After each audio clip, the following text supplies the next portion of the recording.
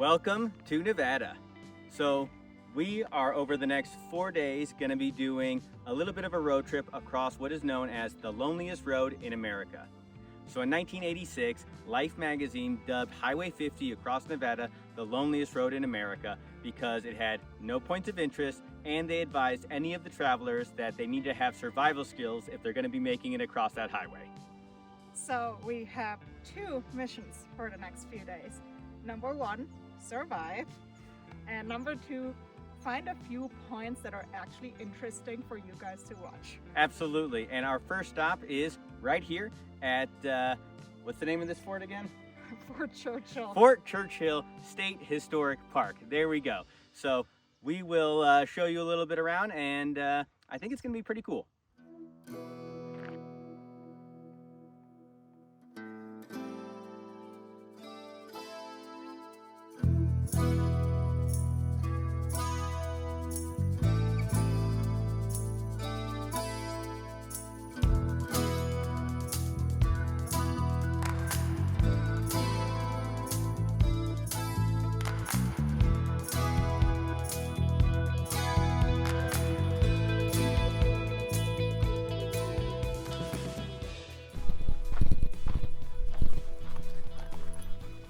They have this really cool map here.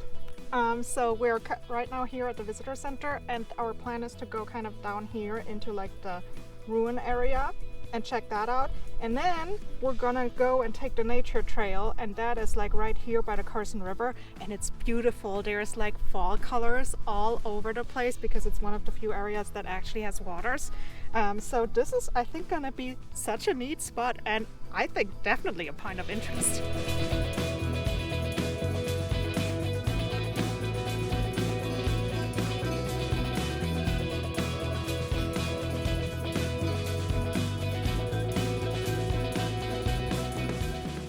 Tell us a little bit about the historic significance of Fort Churchill. Why did they build this fort here in the middle of nowhere?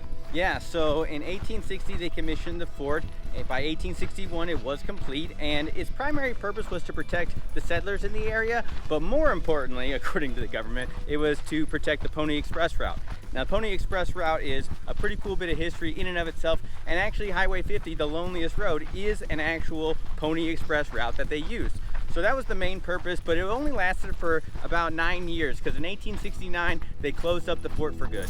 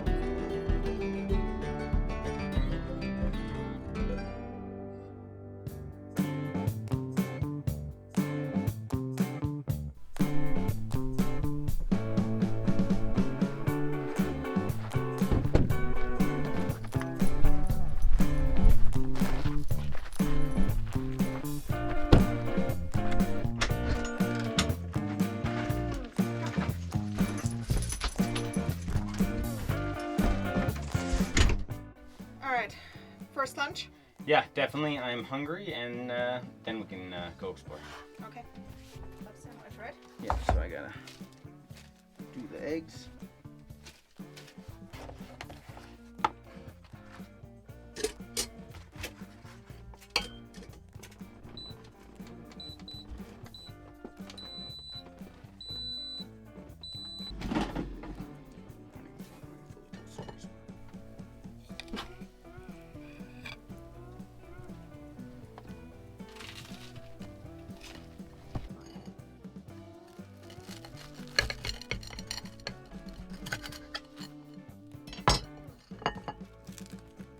There you go. Yeah, you like it. It's salmon flavored.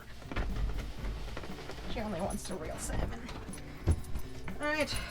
She's bougie like that? She is bougie like that. You know that. Okay.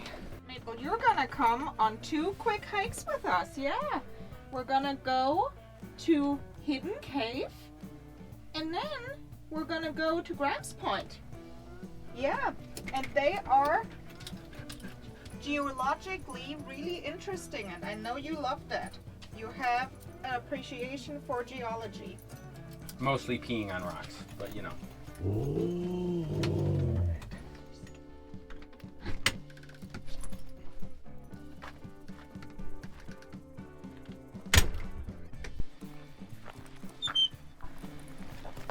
Maple, you gotta wait.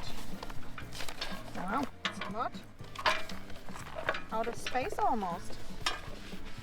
So the important thing why we want to use this is because the BLM will know how many people come here and how many resources they have to put into this area. So when you see those, it is always good to fill them out.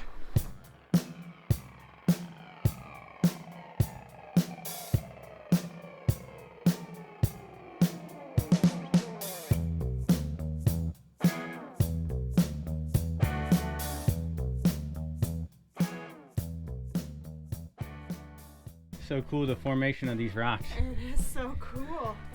Looks like popcorn. It looks like coral, which makes sense because this was once a seabed. Yeah, but it also looks like popcorn. Nom, Yeah. nom, nom, nom, nom. Come closer. Look at that. This is called breccia. So this is basically like natural cement, where like a lot of like different rock sediments actually over time get like put in this like very compact and adhesive mixture. And we learned about this in Death Valley last year because there's a really famous canyon, Mosaic Canyon, and that's full of this, but it's a really cool kind of phenomenon to like observe.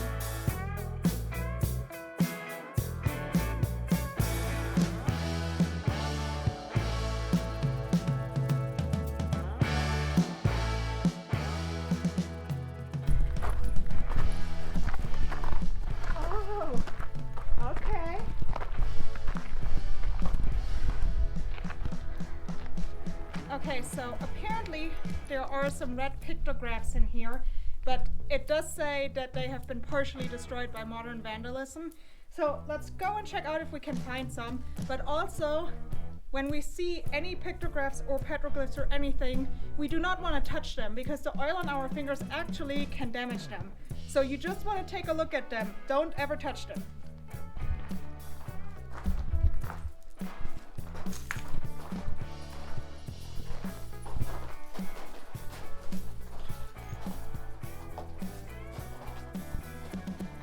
This one is one, right? Yes, for sure. And then here's one. And here. And Maple also is finding one down there.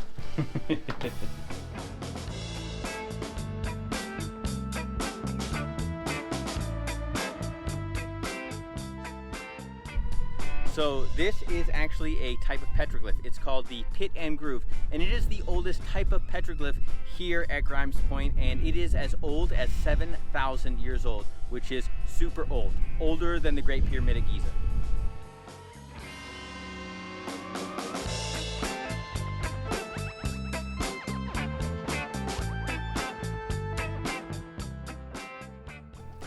This is the entrance to Hidden Cave. Hidden Cave is a supply stash that the native people here thousands of years ago used for like food and tools and stuff like that. It was actually discovered in 1920 by 4 local boys.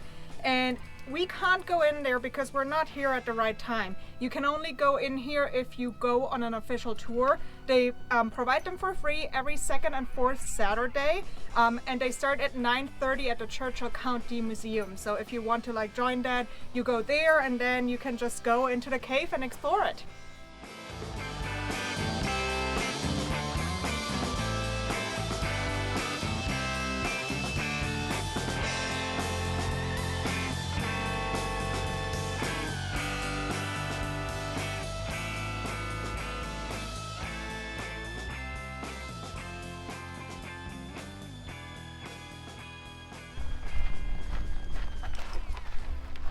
We found the perfect little camp spot on BLM Land, so Bureau of Land Management, free camping. We have the salt flats in the background, gorgeous mountain views, and the sunset. And it's free. I already said that.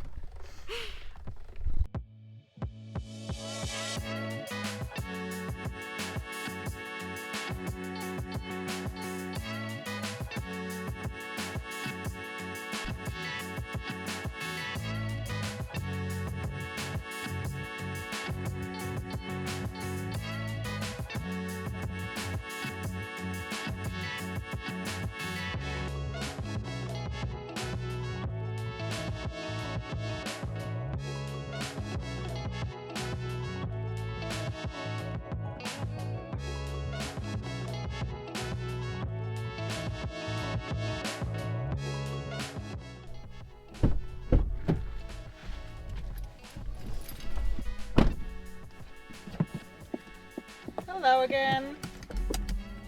So it's about 1.5 days later from the last time you saw us, because we did have to get some work and errands done yesterday and part of today. But we are back and we are going to continue our US 50 road trip, and our stop today is going to be a nice little state historic park. I'm struggling a little bit with the pronunciation. So Ichthyosaurus State Historic Park, I believe. Ichthyosaurus, so Berlin Ichthyosaurus State Historic Park. And it's technically not right along US 50. It's a little bit of a detour, like about an hour each way. But we heard yeah, and we heard it's well worth it, so we want to check it out. Yep, so we're gonna hit the road and we'll see you when we get there.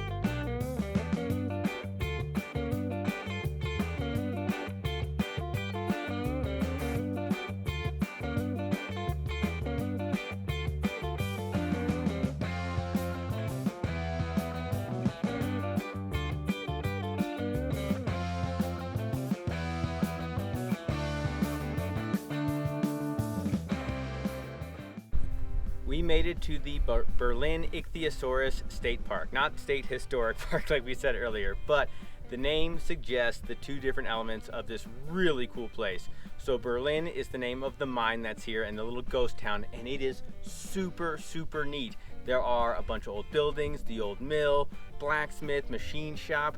There's a mine, Diana mine, you can walk right up to. You can walk up towards the actual like big Berlin mine. It is neat, and it has all sorts of different plaques and information, so you can learn about how the mining was done here and what type of minerals and deposits there were and kind of the general history behind the area. So super neat, but we're going to check it out, and then we're going to head to the other part, which is the Ichthyosaurus side, and that is, if if you couldn't guess, an Ichthyosaurus fossil.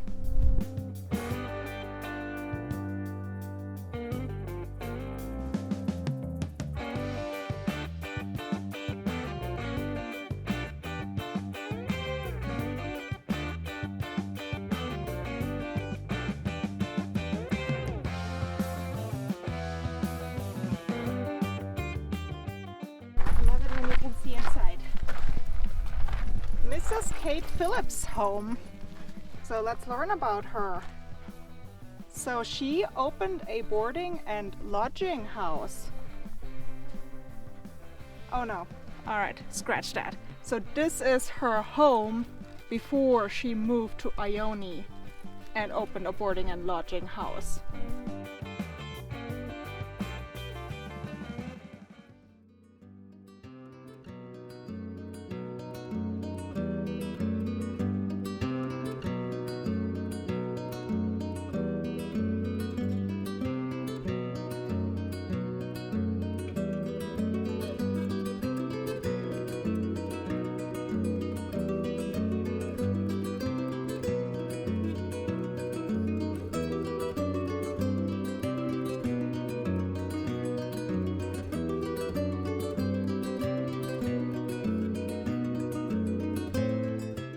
So we are outside of the scheduled tour window, so we can't go inside, but they do have 2 viewing windows on each side, and you can see really well through the viewing windows. So they have a model of the Ichthyosaurus up top, and then like the fossils are underneath, and they actually like have little letters that like tell you what part of the Ichthyosaurus you're looking at. So if you're looking at the spine or the ribs, and in here are actually like 2 specimens of Ichthyosaurus. They're both partial, but you can see it really well, and it's really cool. I mean, obviously, if you can come here with a tour, do that, but if you don't, it's still super worth it.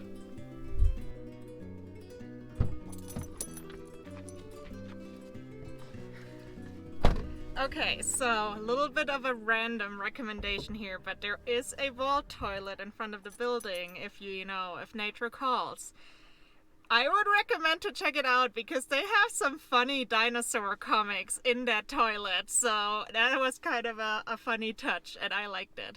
But we're gonna make our way back now to camp, which is, as I said earlier, about an hour, and then we're gonna see you later at a very special dinner place here on the Loneliest Road.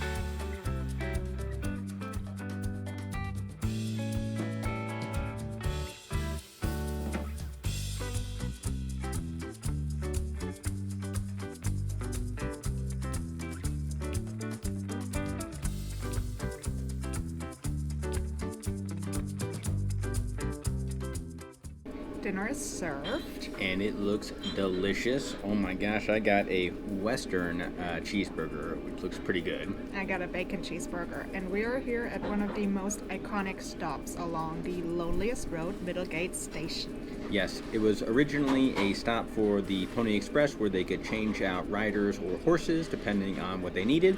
And then it was later when the Pony Express folded up into like a freight and like a stagecoach type of a staging area until the early 1900s. Yeah, and then actually once the first transcontinental highway was built right next to it, they transformed this whole thing into a restaurant slash gas station slash motel, and that's what it's been ever since. And it has a super awesome like monster burger challenge, which we are not doing. No, we are doing the normal burgers, and they are still quite large, so we will try them here in a moment, and we'll let you know what we think.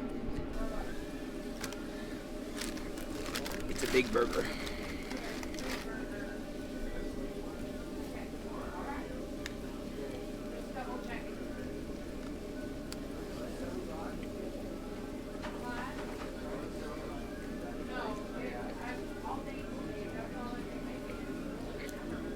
They say best burger in the West. It's a pretty good one. All right, we're gonna finish this meal here because it is delicious, and you definitely need to stop here if you do the Loneliest Road. And we will see you tomorrow morning. Yep, we'll see you tomorrow morning. We have a few things planned, as well as it just being a general travel day. So we're gonna be moving the trailer to our new camp spot. So good night, guys. Good night. Okay, so you guys can't see us because we're outside in the dark, and holy smokes. Yeah, holy expletive, like. We see the northern lights in Nevada. Yeah, pretty crazy. Like, we got some pretty good pictures, so like if it doesn't come out here on the GoPro or on the time-lapse that we're starting now, you'll at the very least get pictures. But like, oh my goodness, this is the first time in my life that I'm seeing the northern lights, and they're so beautiful, and they're like super bright red and pink. Mm-hmm. Yeah, I've seen the northern lights once in Alaska, and it was the, you know, stereotypical green, but I have heard that if they do come down south, then they turn this like reddish pink color, and they're very pretty, really cool.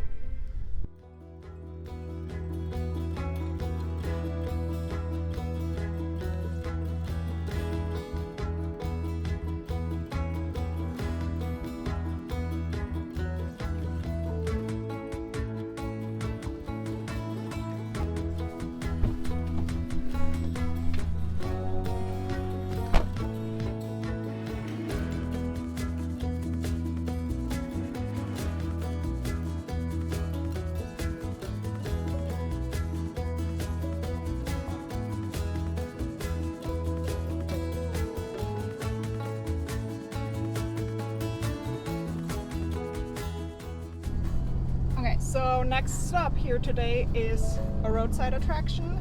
It's called the Shoe Tree, and as the name suggests, it is a tree full of shoes. Mm-hmm.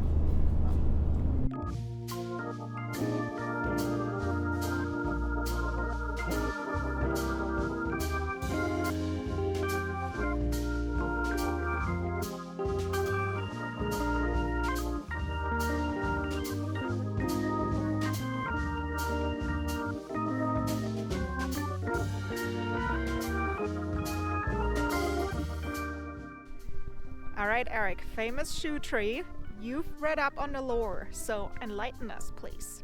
So the shoe tree is a cottonwood, and actually the shoe tree you see behind me is not the original shoe tree.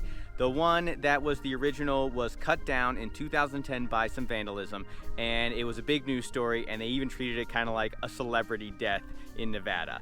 But the cottonwood right next to it is a nice big one too, so people started throwing shoes up there and kind of continued the tradition.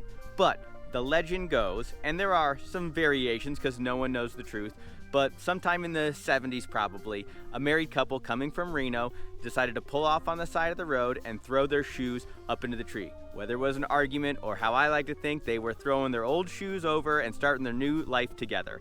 So then a year and a half later, they had a baby boy and they had his first shoes, and they decided to add it to the collection.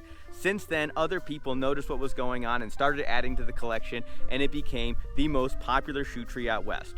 Now, just because it's a shoe tree here doesn't mean that you should go start a shoe tree somewhere else. It very much does not adhere to the leave no trace principles that we like to adhere to and that we like to promote. So don't go starting a shoe tree. Go find yourself a very famous shoe tree like this one if you feel like adding to the collection.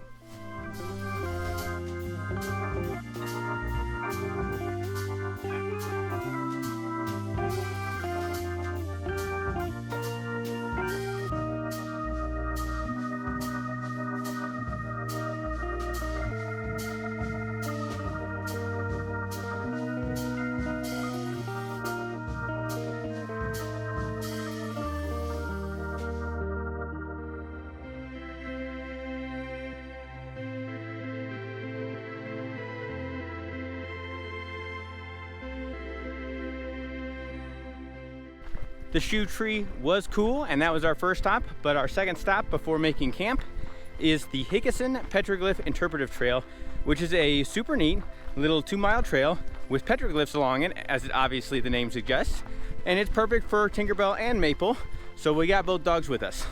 Yes, and so unfortunately there are some petroglyphs that have been damaged by vandalism here, but still worth it to see. And besides the petroglyphs, you have some really cool rock formations and some gorgeous views of the surrounding areas.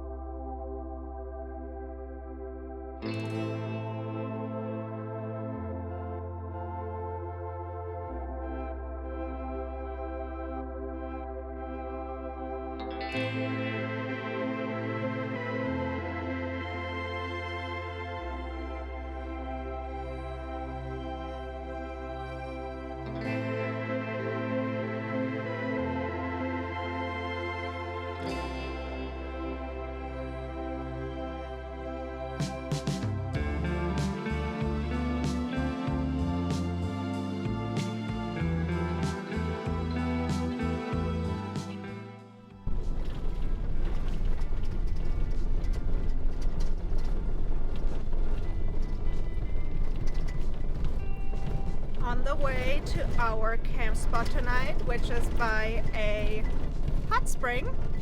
The only problem is you have to go down a dirt road for 6 miles to get there.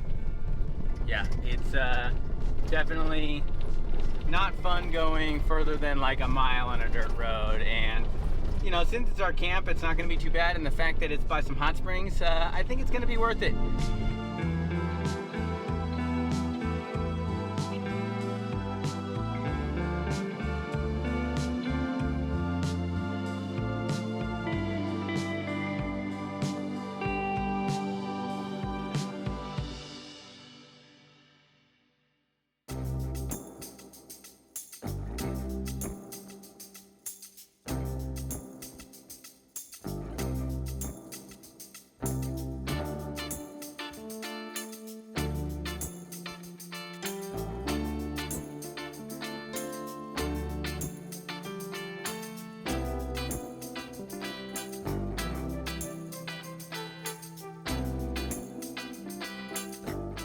No trash, so it's really nice,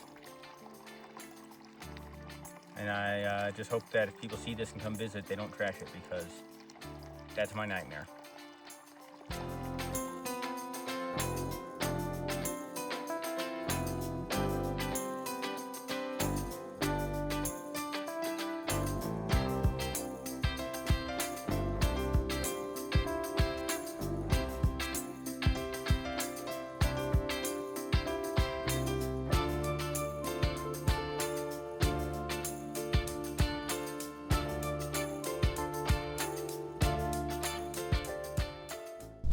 So we spent the last few days camping here at the hot springs. Had to get some work done. Yeah, it was great, but now is day 4 of showing you guys the loneliest road in America. So we have a couple of really cool stops planned for today, though. Yes, we are stopping in Eureka, which has a historic downtown area, so we're going to check that out. Plus, there's a coffee shop, and we want to grab some pastries for breakfast. Mm-hmm. And then we will be reaching Ely, and from there we're going to the Ward Charcoal State Park. Ward Charcoal State Park. They look pretty cool, so should be a interesting day today.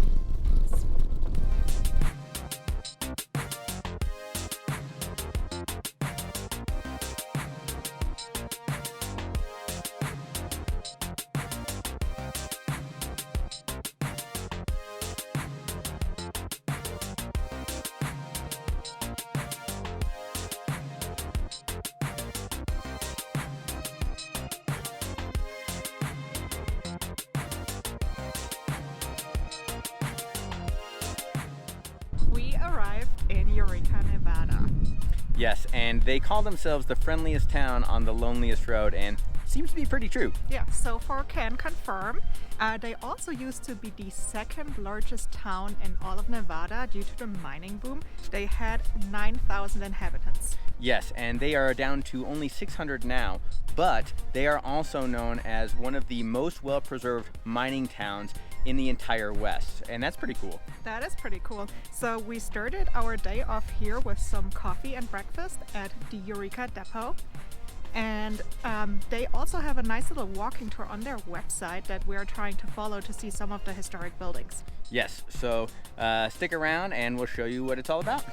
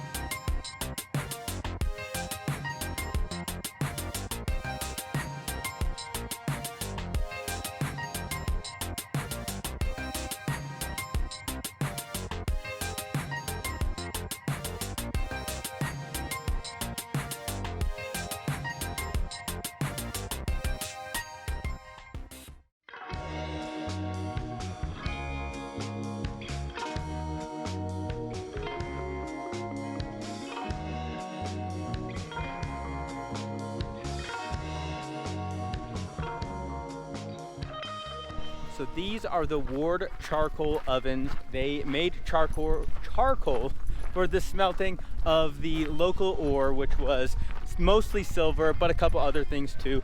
It was only in operation from 1876 to 1879 because the mines weren't nearly as rich as they thought. But afterwards, they were kind of used as a place of respite for travelers in inclement weather, but also for stagecoach bandits. But let's see what they look like from the inside.